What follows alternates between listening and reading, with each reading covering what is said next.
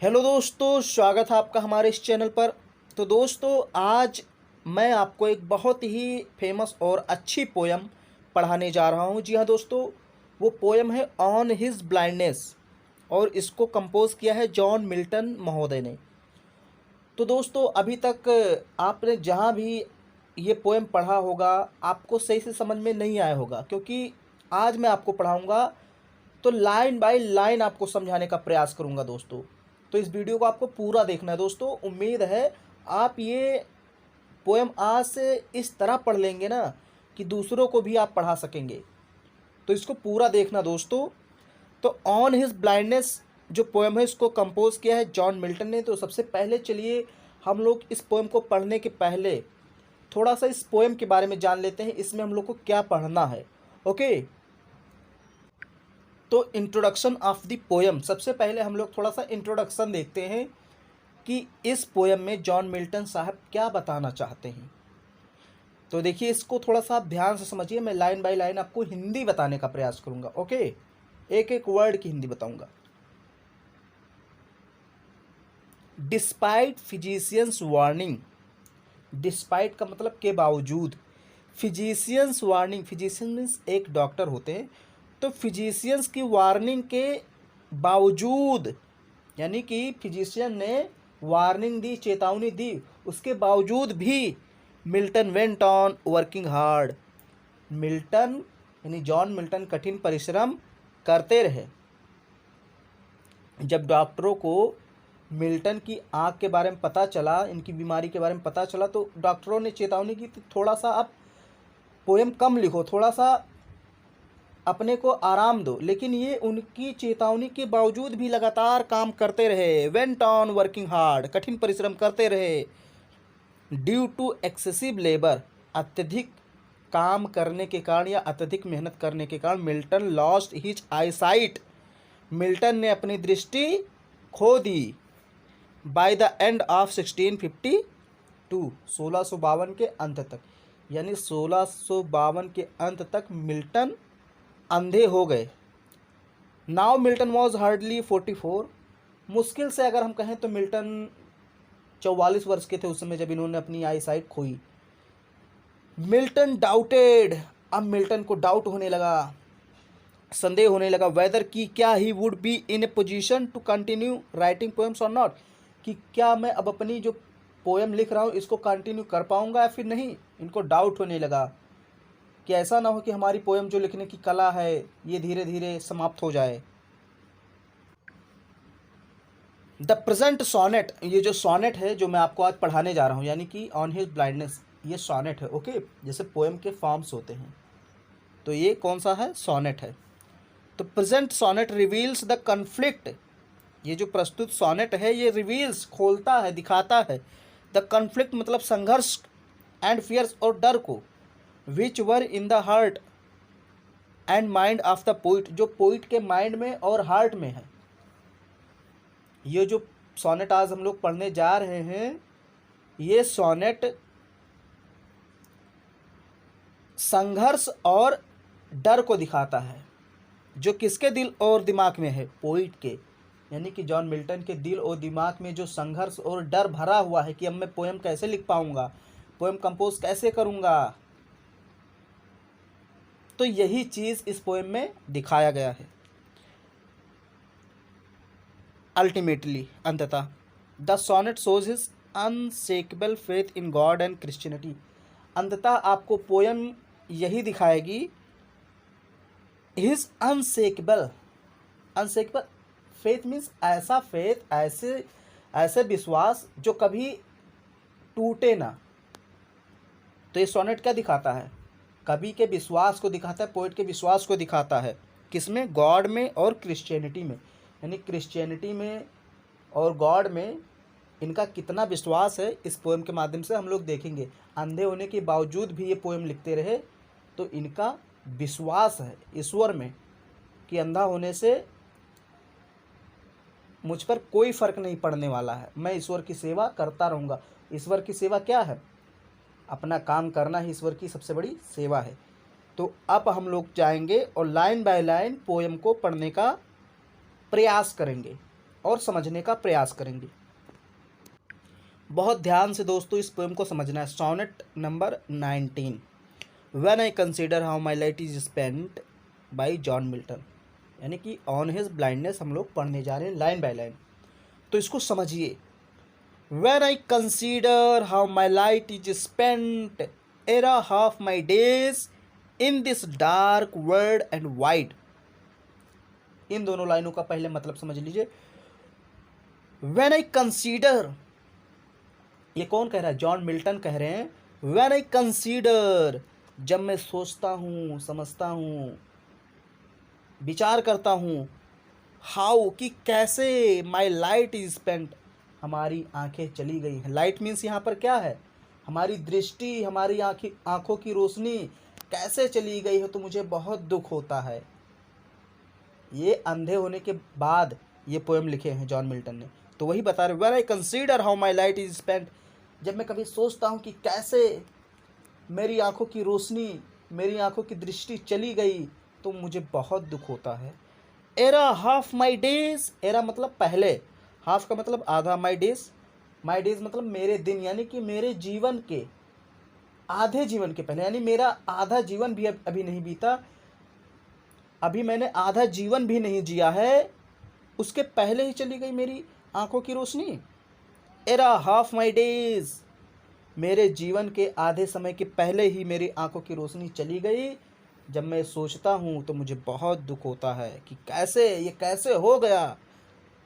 In this dark world and wide, और जब मेरे आंखों की रोशनी चली गई, मेरे आंखों की दृष्टि चली गई, तो ये संसार जो बहुत ही विस्तृत है हमारे लिए अंधकारमय हो गया। डार्क मीन्स काला, यानी अंधकारमय, चूँकि आंखें अब रह नहीं गई, तो दुनिया की रंग बिरंगी चीज़ों को नहीं देख पाएंगे, उनकी सुंदरता को नहीं देख पाएंगे। तो इसलिए जॉन मिल्टन कहते हैं कि ये संसार अब मेरे लिए डार्क वर्ल्ड हो गया, काला संसार हो गया एकदम, और एकदम विस्तृत हो गया, बहुत बड़ा। ऐसा लगता है कि ये काला संसार और बड़ा संसार, अब मैं इसकी खूबसूरती का आनंद नहीं ले पाऊंगा, सोचते हैं। ओके, तो इन दोनों लाइनों का मतलब यही है।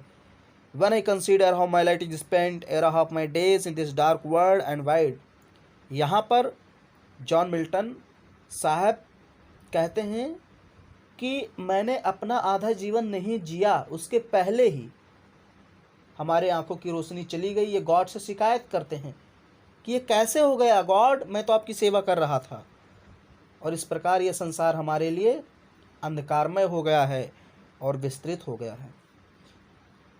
फिर आगे देखिए, and that one talent which is death to hide, lost with me useless though my soul more bent. इसको समझिए, एंड, और, दैट, जो, वन टैलेंट, जो एक टैलेंट था, यानी ईश्वर, देखिए ईश्वर सभी को कुछ ना कुछ टैलेंट देकर ही नीचे भेजता है। जैसे किसी को पढ़ने का टैलेंट, किसी को पढ़ाने का टैलेंट, किसी को आर्ट बनाने का टैलेंट, हर एक व्यक्ति को ईश्वर टैलेंट देकर ही नीचे भेजता है। तो वही कह रहे हैं यहाँ पर John Milton, and that one talent which is death to hide, एक टैलेंट जो कविता लिखने का टैलेंट है, पोइटिक टैलेंट है, जो आपने मुझे दिया था, ये गॉड से कह रहे हैं John Milton. And that one talent, और वो एकमात्र टैलेंट, पोइटिक टैलेंट जो आपने मुझे दिया था, which is death to hide, वो अब मेरे मरने के साथ ही समाप्त हो जाएगी। अब उसका मैं शायद उपयोग नहीं कर पाऊंगा, मेरी मौत तक वो छुप गई है, यानी कि जब मैं मरूंगा उसके बाद वो चली जाएगी, अब मैं उसका उपयोग नहीं कर पाऊंगा शायद। कह रहे हैं लॉस्ड, लॉस्ड का मतलब रहना, लॉस्ड विद मी यूजलेस, मेरे साथ बेकार ही रहेगी, पड़ी रहेगी मेरे अंदर, क्योंकि मेरी आंखें हैं ही नहीं, तो मैं कैसे कर पाऊंगा, लिख पाऊंगा कविता। कह रहे हैं कि जो एक टैलेंट आपने दिया था भगवान मुझे, वो मेरे अंदर बेकार पड़ी रह जाएगी, जब तक मेरी मौत नहीं हो जाएगी तब तक। दो माई सोल मोर बेंट, आप देखिए यहाँ पर दो, हालांकि, अब फिर ये थोड़ा सा अपने आप से पूछते हैं और कहते हैं जॉन मिल्टन, दो, हालांकि, माई सोल, मेरी आत्मा, मोर बेंट, अभी भी झुकी हुई है। बेंट का मतलब झुकना, और मोर का मतलब बहुत अधिक, यानी अभी भी हमारी आत्मा झुकी हुई है टू सर्व, सेवा करने के लिए, डियर विद माई मेकर, मेरे मेकर की। मेकर मीन्स क्या होता है? जो हमें बनाता है, यानी हमारे ईश्वर के प्रति। ईश्वर ही तो हमें बनाता है। तो जॉन मिल्टन कहते हैं कि भले ही हमारी आंखें चली गई हैं, ये संसार हमारे लिए काला अंधकार में विस्तृत हो गया है, और एक जो टैलेंट था वो भी हमारे मरने तक हमारे अंदर छिप गया है, यूजलेस, बेकार पड़ा हुआ है, लेकिन हमारी आत्मा, दो माई सोल, हालांकि हमारी आत्मा मोर बेंट, अभी भी झुकी हुई है टू सर्व, सेवा करने के लिए, डियर विद माई मेकर, अपने मेकर की, यानी जिन्होंने हमको बनाया है, यानी ईश्वर के प्रति। यानी ईश्वर के प्रति हमारी आत्मा अभी झुकी हुई है और दिल से हम अब भी उनकी सेवा कर रहे हैं। तो ये जॉन मिल्टन कहते हैं। देखिए अपने मन, ये अपने मन की भाव को व्यक्त कर रहे हैं, जो उनके दिमाग में, दिल में उस समय आ रहा है, वही सारी चीज़ें बोल रहे हैं। फिर देखिए कैसे उल्टा बोलते हैं ये, and present my true account, कहते हैं कि जब मैं ईश्वर आपके घर आऊँगा, यानी मरने के बाद, जॉन मिल्टन कहते हैं जब मैं मरने के बाद आपके यहाँ आऊँगा, and present my true account, true account का मतलब सच्चा लेखा जोखा, अकाउंट का मतलब क्या होता है? खाता, बही खाता, लेखा जोखा, हिसाब किताब। एंड प्रेजेंट, और प्रस्तुत किया जाएगा, माई ट्रू अकाउंट, मेरा सच्चा लेखा जोखा, मेरा सही अकाउंट, हिसाब किताब जब आपके सामने प्रस्तुत किया जाएगा, लेस्ट ही रिटर्निंग चाइल्ड, तो ऐसा तो नहीं है ईश्वर कि आप मुझे डांटेंगे। ये अपने आप सवाल कर रहा है जॉन मिल्टन। जैसे मान लीजिए आपके पिताजी ने आपको 10 रुपये दिए पहले ज़माने में, अब तो 10 रुपये कुछ मायने नहीं रखते। उन्होंने कहा कि आप इसका एक उपयोग कीजिए और इसको कहीं निवेश कीजिए, इन्वेस्ट कीजिए, या किसी दुकान को खोल लीजिए आप। लेकिन जब 1 साल बाद आपके पिताजी लौट कर आए तो वो सोच कर यही आए होंगे कि हमारा बेटा एक बड़ा दुकानदार हो गया होगा, 10 रुपये हमने दिए थे। लेकिन जब आए तो आपने उनको 10 रुपया पकड़ा दिया, ये लो पापा। तो क्या कहेंगे? आपको डांटेंगे नहीं, आपको डांटेंगे कि मैंने तुम्हें 10 रुपये इसलिए दिए थे कि तुम उसका निवेश करके कहीं किसी काम में लगा करके अधिक पैसे कमाओ। यानी कि उन्होंने जो तुम्हें दिया था तुमने वैसा का वैसा ही लौटा दिया, तो वो नाराज़ हो जाएंगे। तो इसी प्रकार यहाँ पर जॉन मिल्टन कहते हैं, हे भगवान, जो तुमने मुझे टैलेंट दिया था, चूँकि मैं अंधा हो गया इसलिए उस टैलेंट का उपयोग नहीं कर पाया, तो जब मैं आपके पास आऊँगा, हमारा हिसाब किताब होगा वहाँ पर, तो आप मुझे डांटेंगे कि मैंने जो तुम्हें टैलेंट दिया था तुमने उसका उपयोग नहीं किया, बर्बाद किया। तो वही डर रहे हैं यहाँ जॉन मिल्टन। वो कह रहे हैं कि एंड प्रेजेंट, जब मैं ऊपर जाऊँगा, and present my true account, और मेरा सच्चा लेखा जोखा वहाँ पर प्रस्तुत किया जाएगा, लेस्ट, तो कहीं ऐसा ना हो जाए, ही रिटर्निंग चाइल्ड, बदले में वो मुझे डांटे, यानी ईश्वर मुझे डांटे, कहीं ऐसा ना हो जाए कि वो मुझे डांटने लगे कि जो टैलेंट मैंने तुम्हें दिया था उसका तुमने क्या किया, बर्बाद हो गया सब। चाइल्ड का मतलब डांटना, ओके। फिर देखिए, फिर अपने आप, ये अपने आप सब बोल रहा है उल्टा सीधा जॉन मिल्टन। फिर कह रहा है, doth God exact day labour light denied, I fondly ask, doth means यहाँ पर does, okay. Doth God exact day labour, क्या गॉड उनसे भी उसी प्रकार मेहनत चाहता है? क्या गॉड उनसे भी मेहनत करवाना चाहता है? लाइट डिनाइड, जिन्होंने अपनी आंखें खो दी है। लाइट डिनाइड, डिनाइड का मतलब इनकार करना, और लाइट का मतलब रोशनी, यानी रोशनी इनकार। अब भाई इसका ये मतलब नहीं होगा रोशनी, इसका मतलब जिन्होंने अपनी आंखें खो दी हैं, ये अपने आप पूछ रहे हैं अपने दिल से। अभी देखिए दिल से इनके आवाज़ भी आएगी, इसका जवाब भी इन्हें ही मिलेगा, जॉन मिल्टन को। तो जॉन मिल्टन पूछते हैं, doth God exact day labour, day labour means दिन का कार्य, क्या गॉड उनसे भी कार्य करवाना चाहता है? लाइट डिनाइड, जिन्होंने अपनी आंखें खो दी हैं। अभी अपने आप सवाल पूछ रहे हैं। आई फाउंडली आस्क, मैं मूर्खतापूर्ण ही पूछता हूँ। जॉन मिल्टन कहते हैं फालतू में पूछ रहा हूँ, ऐसा गॉड बिल्कुल नहीं चाहता। भाई हमारी आंखें ही नहीं हैं तो मैं कैसे काम करूँगा? तो मुझे दिन का काम नहीं करवाना चाहता है गॉड मुझसे। कह रहे हैं आई फाउंडली आस्क, मैं मूर्खतापूर्वक एक सवाल पूछता हूँ कि क्या गॉड उनसे भी वही काम करवाना चाहता है जिस प्रकार एक अच्छे आदमी करते हैं, यानी कि जिनकी आंखें नहीं खोई है, वो जिस प्रकार काम करते हैं, क्या ईश्वर उनकी तरह उनसे भी उसी प्रकार का काम करवाना चाहता है जिन्होंने अपनी आंखें खो दी है?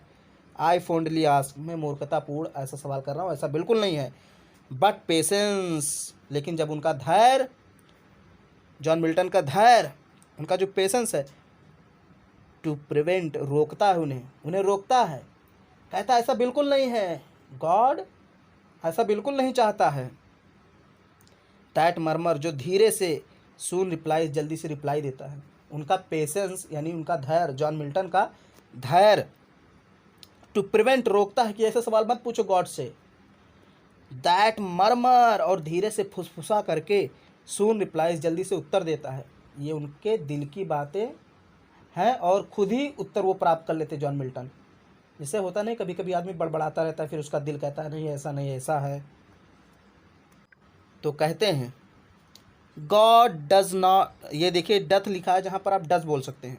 अब उनका जो पेशेंस है, उनका जो दिल है जॉन मिल्टन का, वो रिप्लाई देता है, God doth not need either man's work or his his own गिफ्ट्स। देखिए यहाँ पर God does not need, God को आवश्यकता नहीं है, आइदर मैन्स वर्क, ना तो आदमी के काम की, और हिज ओन गिफ्ट्स, और ना तो उनके गिफ्ट की। मतलब जो गॉड ने हमें गिफ्ट दिया था, टैलेंट दिया था, उनको उसकी आवश्यकता नहीं। कभी नहीं पूछेंगे तुमने क्या किया उसका जो मैंने दिया था, कि नहीं कुछ उसका उपयोग किया नहीं किया, ये सब गॉड नहीं पूछेंगे। उनको इसकी आवश्यकता है ही नहीं। God does not need either man's work or his own gifts, God को आदमी के काम की आवश्यकता नहीं है, उनके गिफ्ट की आवश्यकता नहीं, किसी भी चीज़ की गॉड को ज़रूरत नहीं है। अब देखिए आगे करें, who best bear his mild yoke, वो व्यक्ति जो बेस्ट, अच्छी तरीके से, बियर, सहन करता है, हिज माइल्ड योक, उनके द्वारा दिए गए कठिन कामों को कर करके। गॉड जो हमें देखिए माइल्ड योक यहाँ पर आया है जिम्मेदारियों के लिए, काम के लिए, जो हमें गॉड काम देता है कि भाई जाओ वहाँ पर कुछ काम करो, कुछ जिम्मेदारियाँ देता है, देश के लिए, घर के लिए, समाज के लिए कुछ जिम्मेदारियाँ हमें सौंप कर देता है गॉड। तो जो उन्होंने हमें माइल्ड योक दिया है, अगर हम उसका सही से निर्वहन करेंगे, वही कह रहे हैं हु बेस्ट बियर, जो सबसे अच्छा, बियर मीन्स सहन करता है, यानी कि कार्यान्वित करता है, निर्वहन करता है, इस माइल्ड योग, उनके द्वारा दिए गए चुनौतियों को, जिम्मेदारियों को सही से करता है, कामों को सही से करता है। दे सर्व हिम बेस्ट, वही उनकी सच्ची सेवा करते हैं। उनको किसी के काम की ज़रूरत नहीं है, किसी के गिफ्ट की ज़रूरत नहीं है, बल्कि जो अपने काम को सही से करता है, उनके द्वारा दिए गए जिम्मेदारियों को निभाता है, समझ लो वो गॉड की सबसे अच्छी सेवा करते हैं। दे सर्व हिम बेस्ट, वो गॉड की सबसे अच्छी सेवा करते हैं। अब देखिए his state is kingly, his यहाँ पर किसके लिए आया? देखिए हिज यहाँ पर ईश्वर के लिए आया है। ईश्वर यानी भगवान, भगवान का जो राज्य है वो राजाओं के जैसा है।